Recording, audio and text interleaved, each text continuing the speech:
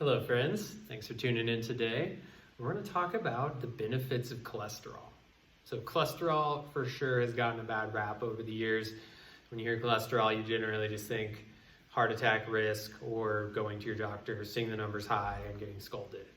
Well, there's benefits to cholesterol too. It's there for a reason. It's not just purely like this nasty fat that comes from McDonald's food, and then next thing you know, it's clogging your veins. It's absolutely necessary. And you've heard of good cholesterol and bad cholesterol, but beyond all that, cholesterol is a very important function in our body, and actually several functions in our body. So I want to talk about those. And the main point of all this is to basically, give you ideas as to why being on a cholesterol lowering medication or eating a very low cholesterol diet might not be the best idea, and it's worth a second look. Specifically, if you're on a statin or a medication that lowers cholesterol, it's worth doing some deeper tests. If you just do your HDL and your LDL and they're elevated and the doctor says go on a statin, first of all, the side effects of statins are no good. There's a lot of them. You can look them up. But then also when you're lowering your cholesterol to that level, your body might be missing out on some of the benefits that it produces. So if you've been recommended a statin in the past or taking one currently, just encourage you to do deeper testing. Go into different cholesterol markers like ApoB, ApoA, oxidized LDL, SDLDL. There's all these other markers you can check on a blood work panel. There's also imaging you can do, the calcium score. It's an x-ray of your heart to look for calcified blockages in your coronary arteries. The carotid ultrasound, which measures the thickening of the cell wall. And they even have deeper dives into testing called a cardiac IQ or a pulse test. And if I was recommended a statin or was on one, I would want to exhaust all these different testing options to get a really comprehensive picture of my cholesterol and heart attack risk before just blanket reducing cholesterol, because there's downsides to that too. So let's talk about what are the benefits. Well, first of all, your cell walls, if you remember from high school biology, or maybe it's middle school, but either way, your cells are made of a phospholipid bilayer is what it's called. Fancy word, but take the word lipid out of there. Lipid, cholesterol are equivalent. And so really our cell walls are made out of cholesterol. So if you're not giving your body the building blocks it needs to heal and repair, you could be shooting yourself in the foot. Second thing is, all hormones come from a cholesterol base.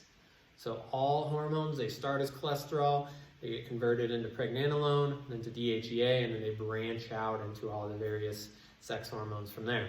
So if you're keeping your cholesterol at a very, very low level, you're lowering it abnormally, it could be impacting your hormone health. Next, your cholesterol is what bile is made of.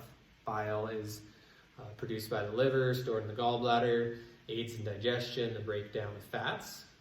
So if your cholesterol is too low, it might not be producing enough bile, which can have impacts on digestive health as well as your body's ability to detoxify.